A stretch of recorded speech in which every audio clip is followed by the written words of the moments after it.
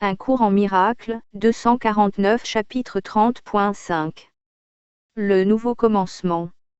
5. Le seul but. Le monde réel est l'état d'esprit dans lequel le seul but du monde est vu comme étant le pardon. La peur n'en est pas le but, car l'évasion hors de la culpabilité en devient le but. La valeur du pardon est perçue et prend la place des idoles, qui ne sont plus recherchées, car leurs dons ne sont plus chéris. Aucune règle n'est vainement fixée, et rien n'est exigé de qui ou quoi que ce soit pour qu'il se déforme et s'adapte aux rêves de peur. Plutôt, il y a un souhait de comprendre toutes choses créées telles qu'elles sont réellement. Et il est reconnu que toutes choses doivent d'abord être pardonnées, et ensuite comprises. Ici, on pense que la compréhension s'acquiert par l'attaque. Là, il est clair que par l'attaque la compréhension est perdue. La folie qu'est la poursuite de la culpabilité comme but est pleinement reconnue. Et les idoles ne sont pas désirées là, car il est compris que la culpabilité est l'unique cause de la douleur sous n'importe quelle forme. Nul n'est tenté par son vain attrait, car la souffrance et la mort ont été perçues comme choses non désirées et non pourchassées. La possibilité de liberté a été saisie et accueillie, et les moyens par lesquels elle peut être gagnée peuvent maintenant être compris. Le monde devient un lieu d'espoir, parce que son seul but est d'être un lieu où l'espoir de bonheur peut être comblé. Et nul n'est en dehors de cet espoir, parce que le monde a été uni en la croyance que le but du monde est un but que tous doivent partager s'il est vrai que l'espoir est plus qu'un simple rêve. Le souvenir du ciel n'est pas encore tout à fait revenu, car le but de pardon reste encore. Or chacun est certain qu'il ira au-delà du pardon, et il ne reste que jusqu'à ce qu'il soit rendu parfait en lui-même. Il n'a d'autre souhait que de cela. Et la peur est tombée, parce qu'il est uni à lui-même par son but. Il y a en lui un espoir de bonheur qui est si sûr et si constant que c'est à peine s'il peut rester et attendre un peu plus longtemps, ses pieds touchant encore la terre. Pourtant il est heureux d'attendre jusqu'à ce que chaque main se soit jointe et que chaque cœur ait été rendu prêt à s'élever et à venir avec lui. Car c'est ainsi qu'il est rendu prêt pour le pas par lequel tout le pardon est laissé derrière lui. Le dernier pas appartient à Dieu, parce qu'il n'y a que Dieu qui pouvait créer un Fils parfait et partager sa paternité avec lui. Personne à l'extérieur du ciel ne sait comment cela se peut, car comprendre cela, c'est le ciel même. Même le monde réel a un but qui est encore en dessous de la création et de l'éternité. Mais la peur a disparu parce que son but est le pardon et non l'idolâtrie. Ainsi le Fils du ciel est-il préparé à être lui-même, et à se souvenir que le Fils de Dieu connaît tout ce que son Père comprend, et le comprend parfaitement avec lui. Le monde réel ne va pas encore jusque-là, car c'est le propre but de Dieu, de lui seul, et pourtant complètement partagé et parfaitement rempli. Le monde réel est un état dans lequel l'esprit a appris comme les idoles disparaissent facilement lorsqu'elles sont encore perçues mais non plus désirées. Comme l'esprit peut être désireux d'en lâcher prise lorsqu'il a compris que les idoles ne sont rien et nulle part, et sont sans but. Car c'est alors seulement que la culpabilité et le péché peuvent être vus sans un but, et comme insignifiants.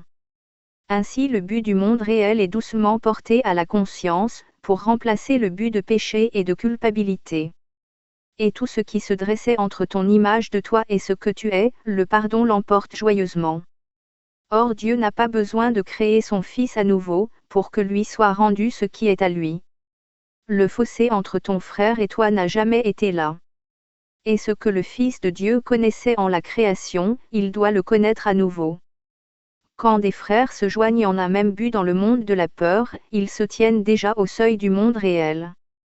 Peut-être regardent-ils encore en arrière, et pensent-ils voir une idole qu'ils veulent. Or leur voie a été tracée avec assurance, qui va loin des idoles vers la réalité. Car en joignant leurs mains, c'est la main du Christ qu'ils ont prise, et ils verront celui dont ils tiennent la main. La face du Christ est vue avant que le souvenir du Père ne revienne. Car il doit être oublié jusqu'à ce que son Fils soit allé au-delà du pardon jusqu'à l'amour de Dieu. Or l'amour du Christ est d'abord accepté. Et ensuite viendra la connaissance qu'ils ne font qu'un.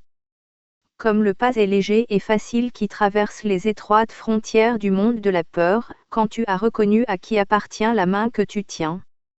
il y a dans ta main tout ce dont tu as besoin pour t'éloigner à jamais de la peur avec une parfaite confiance, et pour continuer droit devant et atteindre rapidement les portes même du ciel. Car celui dont tu tiens la main attendait seulement que tu te joignes à lui. Maintenant que tu es venu, tarderait-il à te montrer la voie dans laquelle il doit marcher avec toi. Sa bénédiction repose sur toi aussi sûrement que l'amour de son Père repose sur lui. Sa gratitude envers toi dépasse ta compréhension, car tu lui as permis de se lever sans ses chaînes et d'aller avec toi, ensemble, à la maison de son Père. Une haine ancienne quitte le monde. Avec elle s'en vont toute haine et toute peur. Ne regarde plus en arrière, car ce qu'il y a devant est tout ce que tu as jamais voulu dans ton cœur. Abandonne le monde. Mais non pas au sacrifice. Tu ne l'as jamais voulu. Quel bonheur as-tu cherché ici qui ne t'ait apporté de la douleur? Quel moment de contentement qui n'ait été acheté à prix d'effroi en pièces de souffrance? La joie n'a pas de coût. Elle est ton droit sacré, et ce qui se paie n'est pas le bonheur.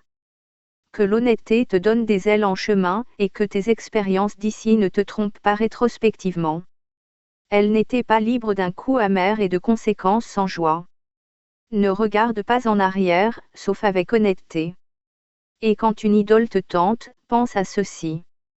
En aucun temps aucune idole ne t'a jamais apporté autre chose que le dos de culpabilité. Pas une n'a été achetée à d'autre coût que la douleur, et jamais tu n'as été seul à payer. Sois donc miséricordieux envers ton frère. Ne choisis pas une idole sans penser, et souviens-toi qu'il paiera le coup aussi bien que toi. Car il sera retardé quand tu regardes en arrière, et tu ne percevras pas à qui appartient la main aimante que tu tiens. Regarde donc en avant, fais route avec confiance et le cœur heureux battant d'espoir et non martelé par la peur. La volonté de Dieu réside à jamais en ceux dont les mains sont jointes. Jusqu'à ce qu'ils se joignent, ils pensaient qu'il était leur ennemi. Mais quand ils se sont joints et ont partagé un but, ils furent libres d'apprendre que leur volonté est une. C'est ainsi que la volonté de Dieu doit atteindre leur conscience. Et ils ne peuvent pas oublier très longtemps que ce n'est que la leur.